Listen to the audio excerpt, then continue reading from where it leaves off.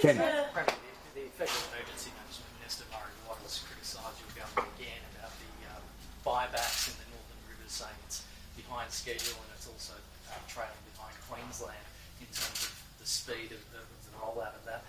Do you admit that things are lagging behind in the Northern Rivers in that respect with flood relief a year on from the floods? Not at all, and I think those comments are incredibly unhelpful. We're working very closely through the new Reconstruction Authority with families, particularly in the Northern Rivers, to get them back on their feet.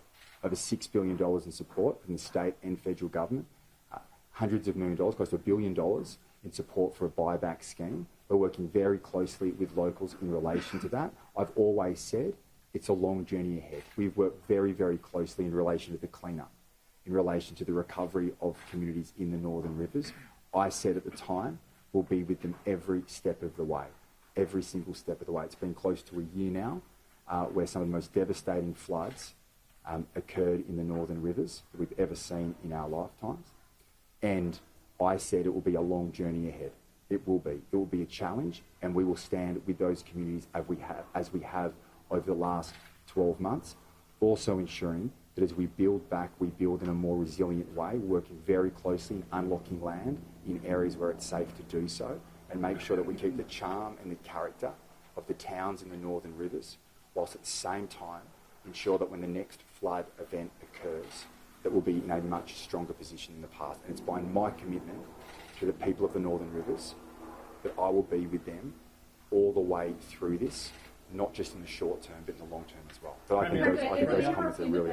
OK, that's where we leave Dominic Perrottet responding to some criticism about the Northern Rivers and Lismore and the time it is taking to build back. He says it is on track. It is a huge effort, and he certainly hasn't forgotten about them. When it comes to the broader election campaign, it is centring around infrastructure projects at the moment. Yesterday, we saw the cancellation of 2 projects that haven't even started by Chris Minns from opposition. Dominic Perrottet says that is the wrong attitude to have. So it all comes down to, we saw that forceful denial there that he would sell Sydney Water to pay for some of these infrastructure projects. When I spoke to Chris Minns last week, I asked him what big transport infrastructure projects he would build west of Parramatta. He said there was still time to come, that the election isn't over yet, and there would be announcements in the next couple of weeks. But essentially, over the weekend, we've seen him not only not announce more transport projects for Western Sydney, in fact, he's pulling them back. He's not going to go ahead with 2 that the coalition do want to go ahead with. So, look, Chris Minns will get a right of reply. In about half an hour's time, he'll be holding his own media conference and we'll bring it to you live.